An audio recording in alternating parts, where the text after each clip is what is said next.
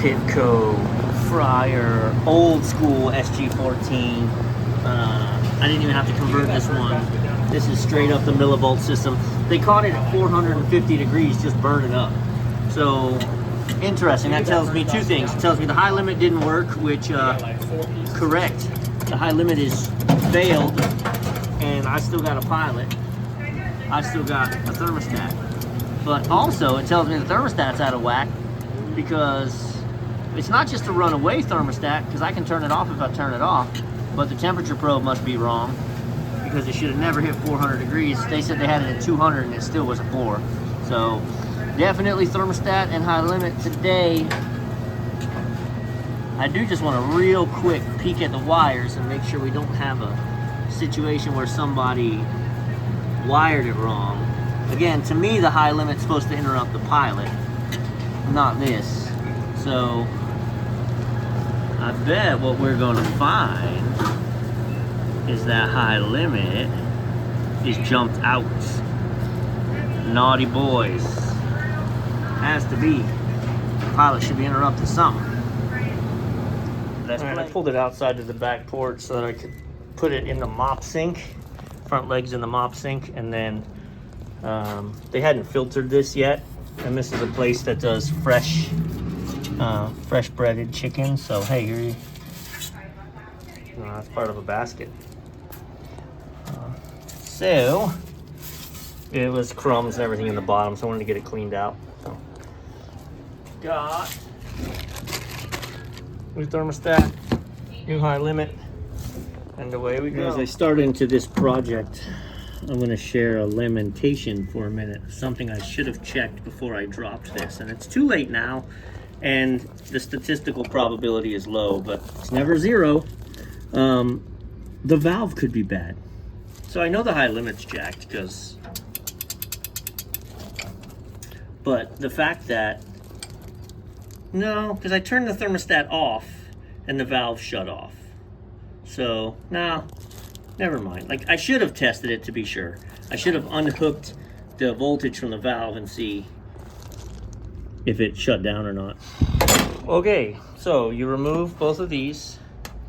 I have these set in the order that they belong. Not that it really matters, but I'm going to follow it, that this one was in the front and this one was in the back. So you take these out and then you run a wire brush in to clean the threads. And we take our thermostat.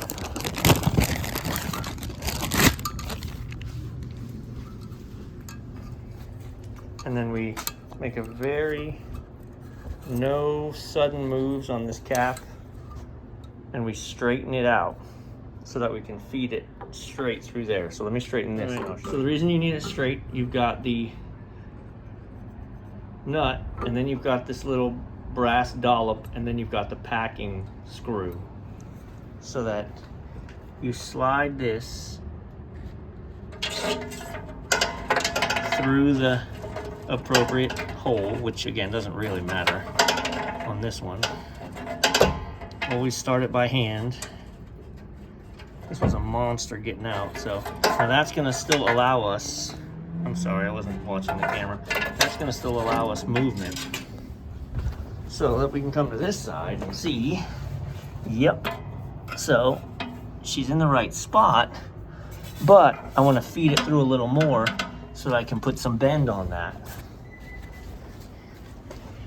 I'm gonna take this, feed it in a little bit more.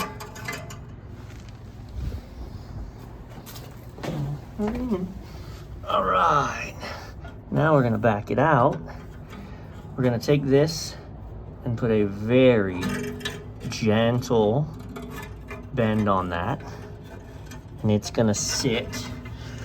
Let's look at the clamp, because I don't remember. So the clamp actually could probably go on either way, so it doesn't matter. So this is the larger of the two probes, so it is going to sit on what is the right side as we're looking at it. Let me pass through the other. Okie dokie. All right, so this is easier done standing upright, and I've got it on its side right now. But what you want to watch is that you keep this off of that burner. You don't want this touching that burner. Now, if it's full of oil all the time, then the oil will disperse the heat enough that it won't ever be a problem. But they'll drop the oil to filter and they'll forget to turn it off. This sucker will get 1200 degrees and it'll just torch that cap tube, and then you are done. So we've just got them hanging here for now, but now I'm going to go ahead and make my final seal. Once those are in, we run our cap tubes loosely over here to where we want them. I want to run them under the pot so the people can't get to them, and then up and around the valve and to the back of this bracket. So we're going to mount these on the bracket, and then we're going to dig into the wiring. All right.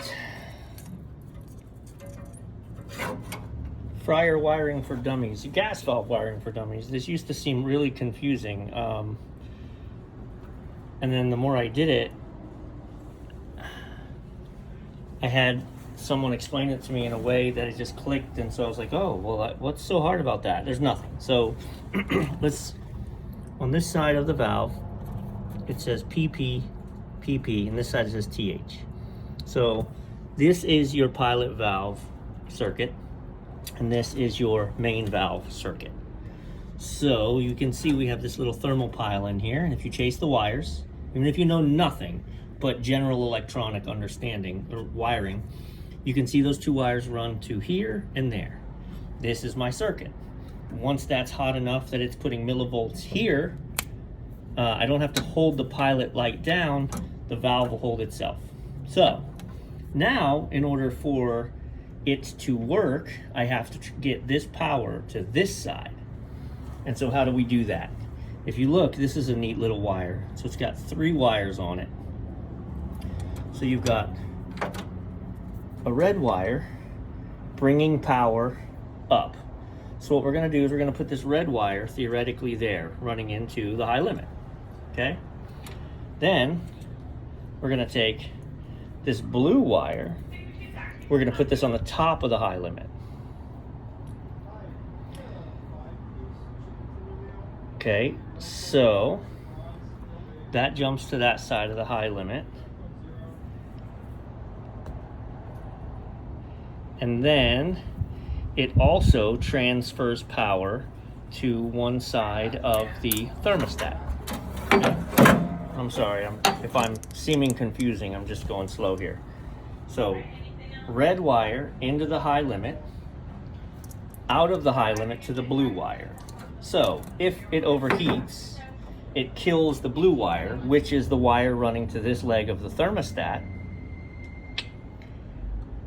And then this wire goes to brown, which takes it down to the other side. So you have your blue wire there, which is going to be sent down from the high limit on one side. And then you've got your brown wire that's going to be sent to the other side via the thermostat. So let me show you what that looks like. All right, so see if this makes sense. We've got red wire in from the power. So basically I need to get a leg of power to the other side. I'm going to need both, but you'll see how we're doing it. So red wire from the upper left terminal into the high limit, out of the high limit as the blue wire. That sends power to this side of the terminal. Now we got to get it to the other.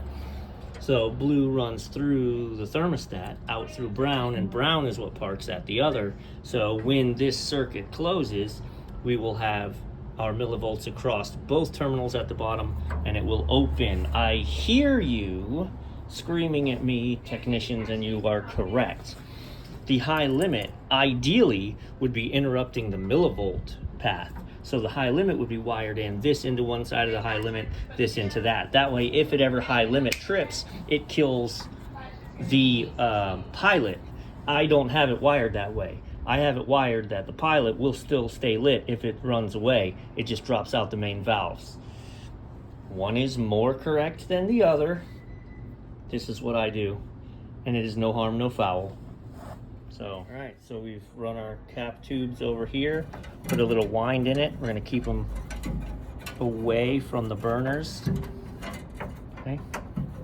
We've got our wires running behind here so nothing can get pulled. We've got nothing in the heat zone of the burners. So at this point, let's take this guy inside and boil her out. Can she run? All right, so you gotta manually light the pilot.